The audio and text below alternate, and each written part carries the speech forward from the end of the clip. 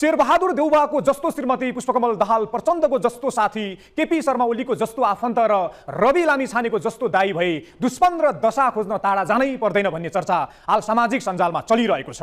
फलामलाई खियाले खाए जस्तो, बगरको ढुङ्गालाई पानीले सिद्धाए जस्तो तपाईँ हामीलाई पनि सकाउने अरू कोही होइनन्। हाम्रै वरिपरिका हामीले जसलाई साथी मान्यौँ, जसलाई परिवार ठान्यौँ, आफन्तका रूपमा स्वीकार्यौँ, उनीहरू नै हुन् आज ओलीलाई सिद्धाउने अरू कोही होइनन्। हिजो ओली बा भन्दै अघि पछि हिँड्ने र आफ्नो फाइदा उठाउने ओलीका प्रिय छोराहरू नै हुन्। आज आर्जु र शेरबहादुर देउवाले जेल यात्रामा पुर्याउने अरू कोही होइनन्। हिजो मेरो भाउजू, मेरो दाई भन्दै पछि पछि लाग्ने र आफ्नो स्वार्थ र दुनो सोझाउने देवर बाबुहरू नै हुन्।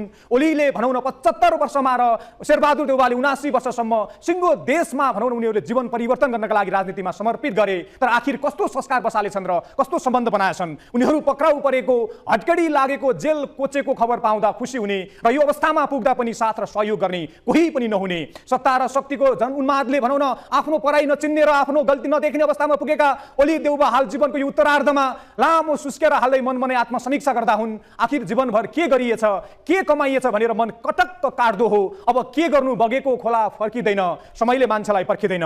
बाँकी जीवन कारागारको काल कोठरीमा आफ्नो आत्मवृत्तान्त लेख्ने र एउटा निर्मम प्रयासित गरेर भावी पुस्तालाई सन्देश दिने जीवनी प्रकाशन गर्ने, यो नै सम्भवतः ओली देउवाका लागि अब सबैभन्दा उत्तम विकल्प हुन सक्छ। देश अब योजना र भिजनविहीन बाहरूको बाई बाई गरेर अब नयाँ जोश र सङ्कल्प सहितका युवाहरूलाई वेलकम गर्ने चरणमा प्रवेश गरेको छ। पृथ्वीबाट डाइनोसरहरू हराए जसरी नेपाली राजनीतिबाट पुराना नेताहरू अलग भएका छन्, गायब भएका छन्। सरकार सदनमा सधैँ छाइरहने पुराना दलका ती बुढा अनुहारहरू अब यसपटक भने न सरकारमा देखिनेछन् न त संसदमा धुल्किनेछन्। देश अब संसद भवनमा निदाउने मन्त्रीहरूको युग सकिएर रात दिन नसुती काम गर्ने मन्त्रीहरूको समयमा प्रवेश गरेको छ। फटफटाउँदै बोल्ने, कोरा भाषण गर्ने युग सकिएर बोली होइन काम बोल्ने युगमा प्रवेश गरेको छ। गुन्डा भ्रष्ट सरकारमा पुग्ने युग सकिएर अब जेलको काल कोठरीमा पुग्ने युग सुरु भएको छ। 70-80 वर्षका बुढा नेताहरूको पन्जाबाट देश अब 30-40 वर्ष युवाहरूको पहुँचमा पुगेको छ। सरकार बनेको मात्र 13 दिन पुरा भयो। यो 13 दिनमा बालेन सरकारले भ्रष्ट घुसखोरीहरूको पुण्य तिथि गरिदिएको छ। देशले 7 दशकमा नदेखेको परिवर्तन देखेको छ।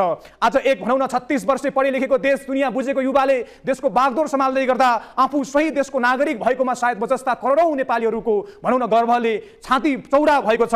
आज मात्र प्रधानमन्त्री बालेन्द्र शाहले नेपाल स्थित विभिन्न कूटनैतिक नियोगहरूका प्रमुख एवं राजदूतहरूलाई एकल रूपमा भेट्ने त्यो पुरानो परम्परालाई तोड्दै सामूहिक रूपमा मिडियाकै अगाडि भेटेर ब्रिफिङ गरेका छन्। प्रधानमन्त्री तथा मन्त्री परिषदको कार्यालयमा आज विशिष्ट 4 भेटघाट गर्न पुगेका नियोगका प्रमुखहरूलाई प्रधानमन्त्री शाहले सरकार सबै देशहरूसँगको सम्बन्धलाई उच्च महत्त्वको साथ दिइरहेको र विश्वासका आधारमा पारस्परिक लाभमा आधारित भएर साझेदारी सुदृढ गर्न प्रतिबद्ध रहेको जिकिर गरेका छन्। यो हेर्नुहोस्, स्वतन्त्र सार्वभौम र स्वाधीन मुलुक नेपालको प्रधानमन्त्रीले विदेशी राजदूत र विभिन्न कूटनैतिक नियोगका प्रमुखहरूलाई गरेको यो ब्रिफिङको एक अंश जस्ताको तस्तै अबको क्रममा।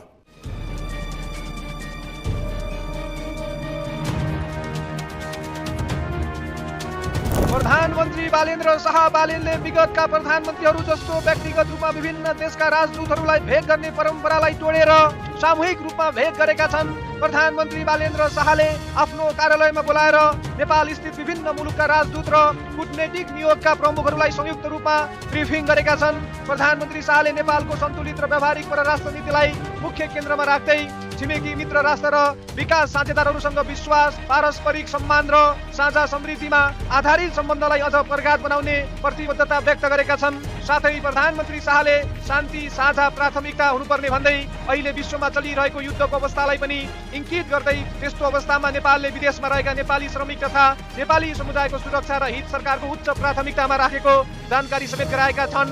बालेन शाहले भारत, पाकिस्तान, कोरिया गणराज्य, बेलायत, Qatar, Switzerland, France, Israel, Japan, Bangladesh, Germany, Egypt, Sri Lanka, Saudi Arabia, चीन, संयुक्त राष्ट्र अमेरिका र संयुक्त राष्ट्र सङ्घका राजदूत नियोग प्रमुखहरूलाई राखेर राज्य र सरकारको प्राथमिकता र महत्त्वका विषयमा ब्रिफिङ गरेका थिए। राजदूत एवं नियोग प्रमुखहरूले प्रधानमन्त्री शाहलाई बधाईका साथै सफल कार्यकालका लागि शुभकामना समेत व्यक्त गरेका छन्। साथमा नेपाली जनताको हितमा परिणाम दिने गरी नेपाल सरकारका कार्यहरूमा समर्थन र सहयोगको प्रतिबद्धता समेत व्यक्त गरेका छन्। एउटा पढे लेखेको युवा प्रधानमन्त्रीको सोच, भिजन र शैली साँच्चै नै देश रूपान्तरणको एक कोसी ढुङ्गा साबित हुन सक्छ भन्ने बालेन शाहको आजको भेटले देखाउँछ। आज विभिन्न देशका राजदूत र कूटनैतिक निकायका व्यक्तिहरूमा मिडियाको अगाडि